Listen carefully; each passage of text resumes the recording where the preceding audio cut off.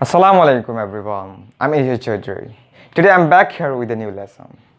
আপনি ইংরেজিতে যতই দুর্বল হন না কেন, আপনি যদি নিয়মিত স্ট্রাকচার দিয়ে ইংরেজি প্র্যাকটিস করেন, তাহলে তার ফলাফল আপনি নিজেই বুঝতে পারবেন।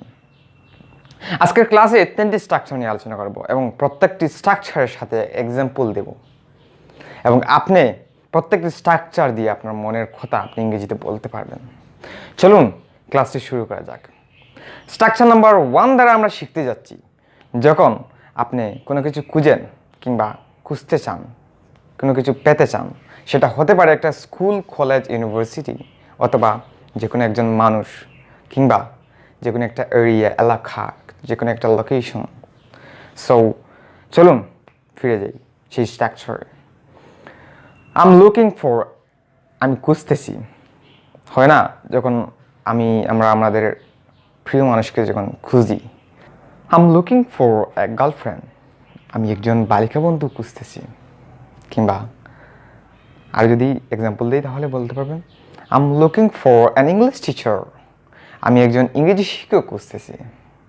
কিংবা I am looking for a shop, actually আমি একটা দোকান, একটা শপ খুঁজতেছি, সেটা কীভাবে আমি ভাবো, তখন আপনি বলবেন I am looking for a shop.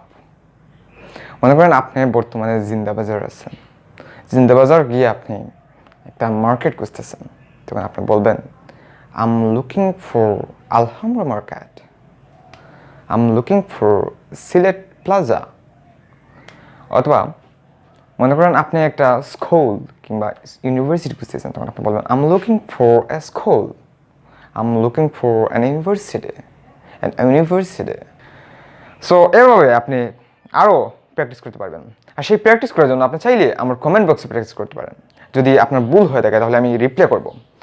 অবশ্যই সঙ্গে থাকুন এবং ভিডিওটি স্কিপ করবেন না। স্ট্রাকচার নাম্বার 2 দ্বারা আমরা শিখতে যাচ্ছি যখন আমরা কোনো জিনিস হারিয়ে ফেলি, সেটা হতে পারে আমাদের কোনো প্রিয় মানুষ কিংবা আমাদের প্রিয় কোনো জিনিস।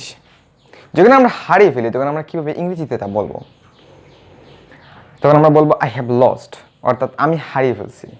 আর সেই স্পেস জায়গায় এক্সাম্পল দিব আমি, I have lost my father, আমি আমার বাবাকে হারিয়ে ফেলছি।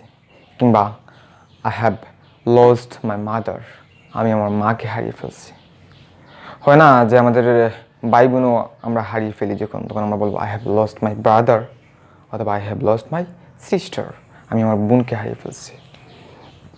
এমনও তো হয় যখন আমাদের প্রিয় কোনো জিনিস হারিয়ে ফেলি, যেমন I have lost my mobile phone, আমি আমার মোবাইল ফোন হারিয়ে ফেলছি।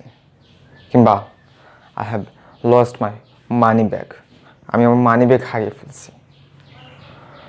আর যদি এক্সাম্পল দিই তাহলে আরও বলা যায় যে I have lost my headphone, আমি আমার হেডফোনটি হারিয়ে ফেলছি।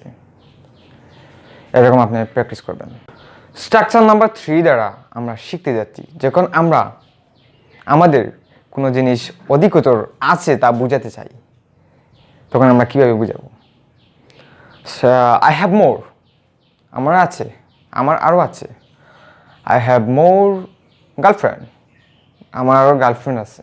কিংবা আই হ্যাভ মোর বয়ফ্রেন্ড, আমার আরও বয়ফ্রেন্ড আছে। আই হ্যাভ মোর মানি, আমার অনেক টাকা আছে। আই হ্যাভ মোর হাউস, আমার অনেক বাড়ি আছে। কিংবা যখন আমরা অধিকতর আরও কোনো জিনিস বুঝতে চাই তখন আমরা বলবো আই হ্যাভ মোর বুকস, আমাদের আরও বই আছে। I have more